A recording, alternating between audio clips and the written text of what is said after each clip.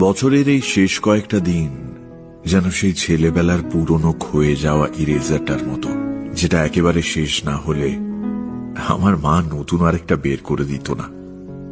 অগত্যা পুরনোটাই ঘষে ঘষে চালানো, ঠিক এই পয়লা বৈশাখের মতোই। কেমন যেন একটা একঘেয়েমি মেঘে থাকে এই মাসটা। আমার তো মনে হয় সেইটা কাটাতেই এই মাসটায় সবাই বেশি বেশি করে উৎসব খুঁজে বেড়ায়।